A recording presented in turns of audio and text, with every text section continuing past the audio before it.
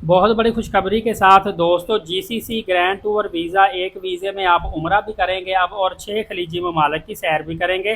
GCC grand tour visa एक मुश्तरका सियाहती visa हो जो कि 6 ममालिक ने मिलकर ये वीज़ा निकाला है। इसका मकसद ये है कि एक ही वीज़ा ले जिस तरह शंजन का वीज़ा लेते हैं और खलीजी ममालिक में आप सफ़र करें ताकि ये सफ़र आपका आसान हो। याद रखिएगा, इसकी मंजूरी 2023 में दे दी गई थी, जबकि 2026 में अब ये पायलट फेज़ इसका शुरू हो चुका है। मरहला वार ये डिफरेंट ममालिक के अंदर वीज़े देना शुरू कर दिए हैं और आहिस्ता आहिस्ता ये वीज़े तमाम ममालिक को देना शुरू कर देंगे। अब इस वीज़े पर उम्रा क्या किया जा सकेगा? डेफिनेटली सऊदी अरब इसमें शामिल है। आप इस वीज़े में सऊदी हुकूमत की जानिब से इजाज़त है, आप उम्रा भी अदा कर सकते हैं, सैर व सियाहत भी कर सकते हैं। और जो 6 खलीजी ममालिक हैं इनमें देखिए सऊदी अरब भी शामिल है, उम्रा का हमें बेनिफिट होगा। यूएई इसमें शामिल है, मुत्तहिदा अरब अमारात, जिसमें आप लगा लें Dubai, Abu Dhabi, Sharjah, Ajman, Ras al Khaimah, Umm al Quwain, मतलब ये जो 7 स्टेटें हैं ना, आप इन 7 के 7 स्टेट्स में ट्रैवल कर सकेंगे। इसके बाद कतर है, अमान है, बहरीन है, कुवैत है।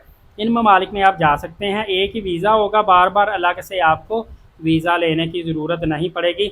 और सबसे अच्छी चीज़ कि ऑनलाइन आपने दरख्वास्त देनी है, बगैर एजेंट के आपका वीज़ा लगेगा और इसमें आप सियाहत कर सकते हैं, फैमिलीज़ को मिल सकते हैं। इसमें यकीन जानिए, एक आपके टाइम की बचत होगी, दूसरे आपके अखराजात की बचत होगी, क्योंकि खलीजी ममालिक में तो सस्ता पेट्रोल होता है। आप वहाँ पे बाय बस भी खलीजी ममालिक में आ जा सकते हैं, ट्रेन का इस्तेमाल भी कर सकते हैं। ये वीज़े के लिए जो डॉक्यूमेंट चाहिए होंगे, कम अज़ कम 6 माह वैलिड आपका पासपोर्ट होना ज़रूरी है, होटल बुकिंग आपकी ज़रूरी है, पासपोर्ट साइज़ तस्वीरें, इसी तरह अगले मुल्क में जो जाना है उसका टिकट होना ज़रूरी है या रिटर्न टिकट आपने शो करवाना है।